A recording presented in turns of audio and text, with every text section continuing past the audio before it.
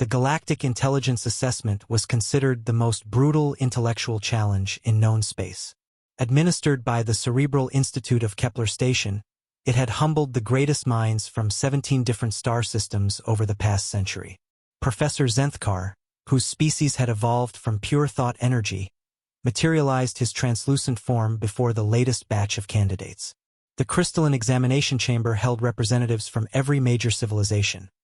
Sorok strategists whose ancestors had conquered half the galaxy through tactical brilliance, Velkorian mathematicians with brains the size of shuttlecraft, and Gorvani philosophers whose species had been pondering existence since before humans discovered fire.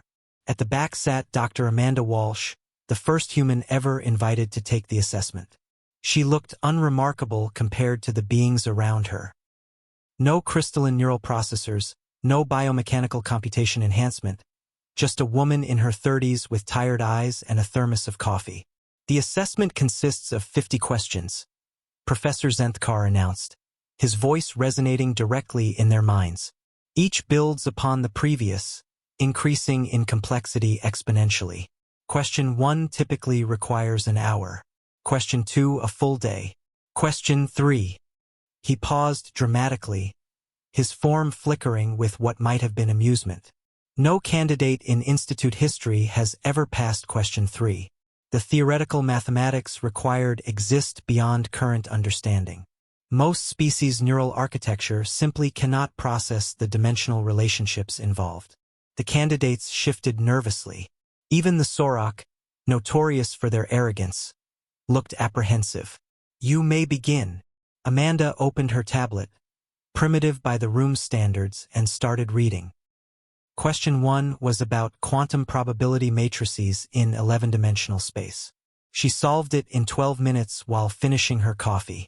Question 2 involved calculating the energy requirements for creating stable wormholes between parallel universes with different physical constants. She finished it during her lunch break, occasionally pausing to pet the small holographic cat that served as her tablet's interface. Around her, the other candidates were deep in concentration. The Velkorian had been working on question 1 for 6 hours, his massive brain literally steaming from the effort.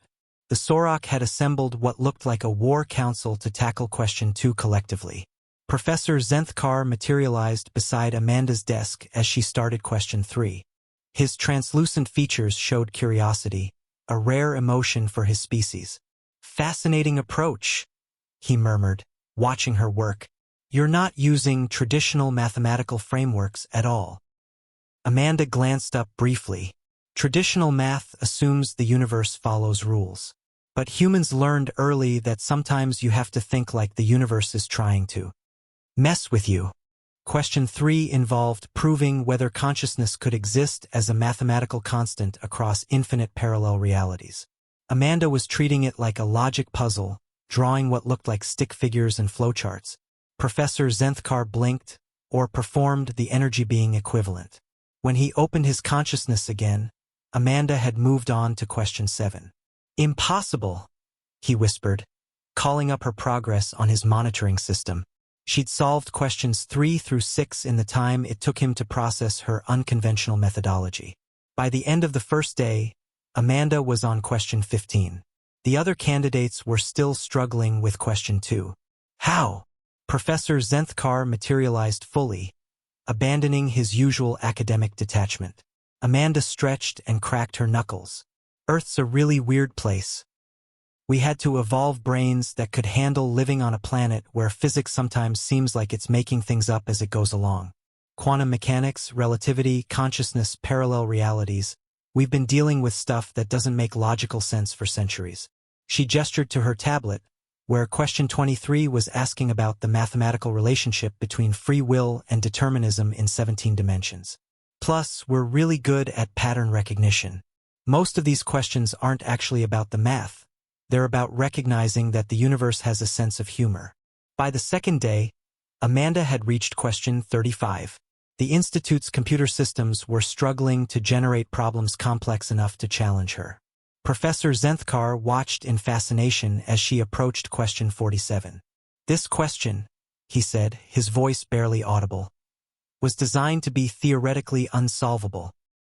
It asks for a proof that mathematics itself is consistent across all possible realities. Amanda read it, smiled, and started writing. "Oh, this one's easy," she said cheerfully. "The answer is maybe, but it doesn't matter because consciousness creates its own consistency anyway." She finished the proof in 20 minutes. Professor Zenthkar stared at her completed answer. It was elegant, revolutionary, and utterly wrong by every traditional standard, yet somehow completely correct. "How?" he repeated weakly. Amanda packed up her tablet and stood. Humans spent millennia asking impossible questions about existence, meaning, and reality. We got really good at finding answers that work even when they shouldn't. She headed for the door, then paused.